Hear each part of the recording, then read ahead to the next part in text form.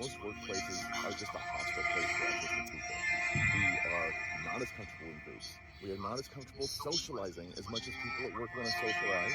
Far too often, what really makes people move up in the workplace isn't so much their performance, how much people like them from interacting with them when it's not even office hours. This becomes one of the most important things. As a matter of fact, it makes an autistic person a soft target when firing comes around because we don't have as many friends in the workplace, and having friends in the workplace is insulation against getting senselessly fired. Yeah, being friendly, having friends, that's not part of the job description. Doesn't matter. It's implied. You're supposed to know this. Everyone knows this. The word professionalism is ableist. It is not defined well. Like, you can look up on the internet what's professional dress or something like that, but professionalism, or you're not being professional enough, is completely just a heuristic. It's just whatever this person in charge decides is professional today. Something he doesn't like about you, he's just not professional. It's a feeling. It changes with the times. It changes with the place. It changes with the industry. That's really hard. And I know what you're thinking. You're thinking, well, everyone knows what professionalism means. Not an autistic person. Everyone knows is a completely ableist term too.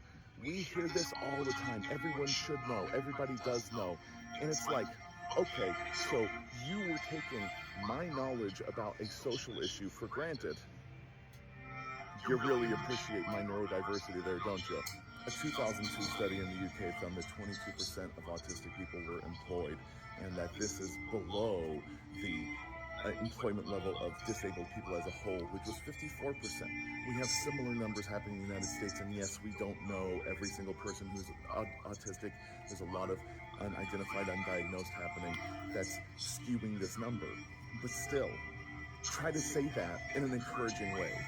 Try and say, like, oh, well, yes, 22% employment of diagnosed autistics. We don't know what the real number is. And have an autistic, oh, good, wow, it must be way better. Wow, this isn't evidence of anything at all. One of the first steps is we need to be getting rid of our shame. We need to be getting rid of our shame of this job cycle. We need to be getting rid of our shame of all the times that we just haven't fit in and haven't taken to the job, haven't embodied the culture of the company, which again, if the culture of the company is the number one concern, that is not a diverse workplace.